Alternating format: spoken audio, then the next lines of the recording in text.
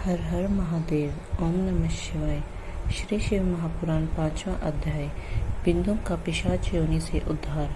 सूत जी बोले, शौनक, एक दिन चंचला आनंद में मगन उमा देवी के पास गई और दोनों हाथ जोड़कर उनकी स्तुति करने लगी। चंचला बोली, हे गिरिराज नंदिनी संकट माता उमा, आप सभी मनुष्यों एवं देवता द्वारा पूज्य तथा समस्त सुखों को देने वाली हैं। आप शंभु प्रिया हैं, आप ही सगुणा और निर्गुणा हैं। सच्चिदानंद स्वरूपनी आप ही प्रकृति की पोषक हैं। हे माता, आप ही संसार की सृष्टि का पालन और संहार करने वाली हैं।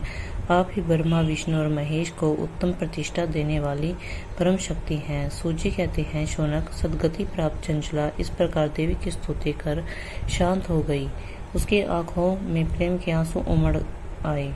तब शंकर प्रिया भक्त वत्सला उमा देवी ने बड़े प्रेम से चंचला को चुप कराते हुए कहा, सखी चंचला, मैं तुम्हारी स्तुति से प्रसन्न हूँ।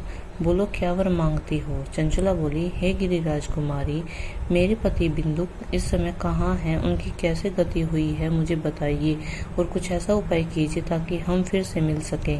हे माँ देवी, मेरे पति एक शूद्र जाति वैश्या के प्रति आसक्त थे और पाप में डूबे रहते थे। गिरिजा बोली, बेटी, तुम्हारा पति बिंदु बड़ा पापी था।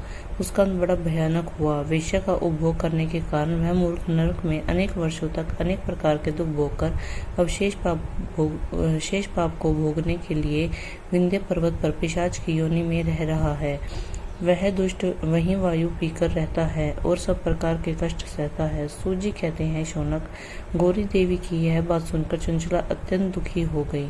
फिर मन को किसी तरह स्थिर करते हुए दुखी हृदय से माँ गौरी से उसने एक बार फिर पूछा, हे माँ देवी, मुझ पर कृपा कीजिए और मेरे पापी पति का अब उद्धार कर दीजिए। कृपा करके मुझे वह उपाय बताइए जिससे मेरे पति को उत्तम गति प्राप्त हो सके। गौरी देवी ने कहा, यदि तुम्हारा पति बिंदु शिव पुराण की पुण्यमयी उत्तम कथा सुने तो वह इस दुर्गति को पार करके उत्तम गति को भागी हो सकता है। अमृत के समान मधुर गौरी देवी का यह वचन सुनकर चंचला ने दोनों हाथ जोड़कर मस्तक झुकाकर उन्हें बारंबार प्रणाम किया और प्रार्थना की कि मेरे पति को शिव पुराण सुनाने की व्यवस्था की जाए। ब्राह्मण पत्नी चंचला के बार बार प्रार्थना करने पर शिव प्रिया गौरी देवी ने भगवान शिव की महिमा का गान करने वाले गंधर्व राज तुम्बुरों को बुलाकर, तुम्हारी भगवान शिव से में पर प्रीति है। तुम मेरे मन की सभी बातें जानकर मेरे कार्यों को सिद्ध करते हो। तुम मेरी इस सखी के साथ विंध्य पर जाओ। वहाँ एक महाघोर और भयंकर पिशाच रहता है। पूर्व जन्म में वह पिशाच बिंदु नामक ब्राह्मण मेरी इस सखी चंचला का पति था। वह वैश्यगामी हो गया। उसने स्नान संध्या आदि नित्यकर्म छोड़ दिए। क्रोध के कारण उसकी बुद्धि भ्रष्ट हो गई।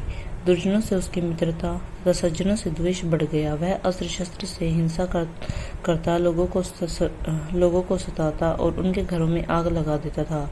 चंडालों से दोस्ती करता वह राजवेश्या के पास जाता था। पत्नी को त्याग कर दुष्ट लोगों से दोस्ती कर उन्हीं के संपर्क में रहता था।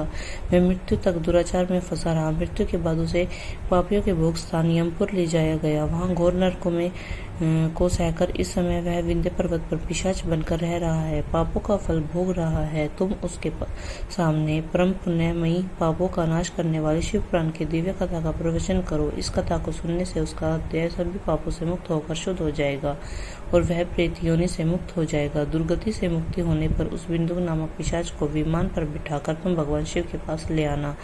सूजी कहते हैं, शौनक, माँ उमा का आदेश पाकर गंधर्व राज तुम्बुरो प्रसन्नता पूर्वक अपने भाग्य की सराहना करते हुए चंचला को साथ लेकर विमान से पिशाच के निवास स्थान विंध्य पर्वत गया। वहां पहुंचकर उसने उस विकराल आकृति वाले पिशाच को देखा। उसका शरीर विशाल था, उसकी ठोड़ी बड़ी थी। वह कभी हंसता, कभी रोता और कभी उछलता था। महाबली तुम्बुरो ने बिंदु नामक पिशाच को पाशों से बांध लिया। उसके पश्चात तुम्बुरों ने शिव पुराण की कथा बांटने के लिए स्थान तलाश कर मंडप की रचना की। शीघ्र ही इस बात का पता लोगों को चल गया कि पिशाच के उद्धार हेतु देवी पार्वती के आज्ञा से तुम्बुरु शिव पुराण की अमृत कथा सुनाने विंध्य पर्वत पर आया है। उस कथा को सुनने के लोभ से बहुत से देवऋषि वहां पहुंच गए। सभी को आदरपूर्वक स्थान दिया गया। पिशाच बिंदुक को पाशों से बांधकर आसन पर बिठाया गया और तब तुम्बुरु ने परम उत्तम शिव पुराण की अमृत कथा का गान शुरू किया। उसने पहले विदेश्वर संहिता से लेकर 7वीं वायु संहिता तक शिव पुराण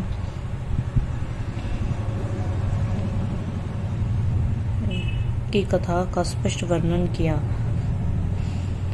सातों संहिताओं सहित शिव पुराण को सुनकर सभी श्रोता कृतार्थ हो गए। परम पुण्यमय शिव पुराण को सुनकर पिशाच सभी पापों से मुक्त हो गया और उसने पिशाच शरीर का त्याग कर दिया। शीघ्र ही उसका रूप दिव्य हो गया। उसका शरीर गौर वर्ण का हो गया। शरीर पर श्वेत वस्त्र एवं पुरुषों के आभूषण आ गए। इस प्रकार दिव्य देहधारी होकर बिंदुक अपनी पत्नी चंचला के साथ स्वयं भी भगवान शिव का गुणगान करने लगा। उसे इस दिव्य रूप में देखकर सभी को बहुत आश्चर्य हुआ। उसका मन परम आनंद से परिपूर्ण हो गया। सभी भगवान महेश्वर के अद्भुत चरित्र को सुनकर कृतार्थ हुआ। उनका यशोगान करते हुए अपने अपने धाम को चले गए। बिंदुक अपनी पत्नी चंचला के साथ विमान में बैठकर शिवपुरी को चला गया। महेश्वर के गुणों का गान करता हुआ बिंदुक अपनी पत्नी चंचला व तुम्बुरों के साथ शीघ्र ही शिव धाम पहुंच गया। भगवान शिव व देवी पार्वती ने उसे अपना पार्षद बना लिया। दोनों पति पत्नी सुखपूर्वक भगवान महेश्वर एवं देवी गौरी के श्री चरणों में अविचल निवास पाकर धन्य हो गए। 5वां अध्याय समाप्त। हर हर महादेव। ओम नमः शिवाय।